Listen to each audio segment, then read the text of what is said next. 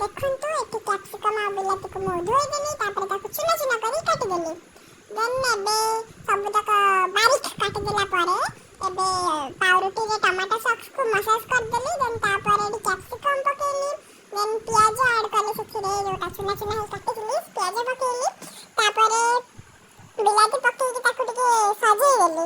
ତାପରେ ଯାହା ମସଲା ଥିଲା ପେରି ପେରିର ଯୋଉ ସବୁ ମସଲା ଥିଲା, ଚିଲି ଫ୍ଲେକ୍ସ ଆଉ ଏଇଟା କ'ଣ ତ ସ୍ପାଇସି ମିକ୍ସ ମସଲା ସବୁ ଆଉ ଚିଜ୍ ଆଉ ଲାଷ୍ଟକୁ ଟିକେ ଲୁଣ ପକେଇକି ତାକୁ ଆଉ ଗୋଟେ ପାଉରୁଟିରେ ବନ୍ଦ କରିଦେଲି। ସାଣ୍ଡୱିଚ୍ ହେଇଗଲା ରେଡ଼ି।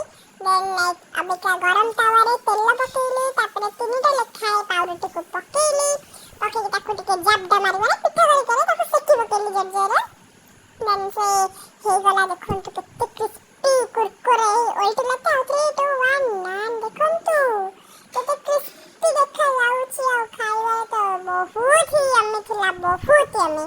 ଆଉ ଏତେ ଟେଷ୍ଟି ମୁଁ ଯେହେତୁ ବନେଇଥିଲି, ମୋ ମମ୍ମି ଦେଖିକି କହୁଛି କି ତୁ ଆମର ଏଥିରେ ଗୋଟେ ଦୋକାନ ଖୋଲିଦେ, ଭଲ ବିଜନେସ୍ ହବ।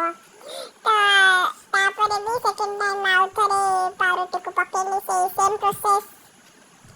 ତାକୁ ଏମିତି ସେକି ସେକି ଦେଲି ତେଲ ପକେଇକି, କ୍ରିସ୍ପି ହେଇଗଲା। ତାପରେ ତାକୁ ଓଲଟେଇ ଦେଲି। ଆଉ ଏଠି ଟିକେ ଜଷ୍ଟ ପୋଡ଼ିଗଲା, ଯେହେତୁ ଗରମ ଥିଲା ବହୁତ ତାୱା। ତଥାପି ପୋଡ଼ିଲେ ବହୁତ ସୁନ୍ଦର ଦେଖାଯାଉଥିଲା ଆଉ ଖାଇବାକୁ ବି ବହୁତ ଟେଷ୍ଟି ହେଇଥିଲା। ତାପରେ ଏଠି ତାକୁ ବାହାର କରିଦେଲି। ତାପରେ ଆଉ ଥରେ ତେଲ ପକେଇ ପୁଣି ସେମ୍ ପ୍ରୋସେସ୍ ପୁଣି ସେୟା କଲି।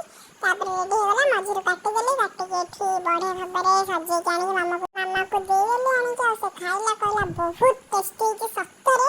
ଆପଣ ଏମିତି ବନାନ୍ତୁ, ଟେଷ୍ଟି ଖାଇବାର ମଜା ନିଅନ୍ତୁ।